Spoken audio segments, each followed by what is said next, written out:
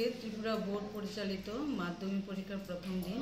আজকে হচ্ছে পরীক্ষা ইংরেজি এবং এই আমাদের স্কুলে নেতাজি সুভাষ বিদ্যা নিকেতনে পরীক্ষার্থীর সংখ্যা 271 জন এবং 6টি স্কুল থেকে আমাদের বিদ্যালয়ে পরীক্ষা দিচ্ছে এবং সেই স্কুলগুলো হলো আনন্দমার্গ স্কুল, বরদোয়ালি স্কুল, তারপরে হচ্ছে রামকৃষ্ণ আশ্রম বিদ্যা মন্দির, তারপরে হচ্ছে আরও এই কী বলে এটা প্রতাপগড় উচ্চ প্রতাপগড় হাই স্কুল, তারপরে হচ্ছে আরও কয়েকটা স্কুল যেরকম সখীচরণ স্কুল, আর একটা হচ্ছে রাম ঠাকুর পাঠশালা স্কুল।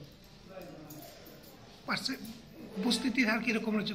আজকে এখন পর্যন্ত যতক্ষণই জানি আমি, আর একজন CWSN দিচ্ছে পরীক্ষা, আর বাকিরা সবাই উপস্থিতি আছে। আজকে সব উপস্থিতির সংখ্যা 100% আছে।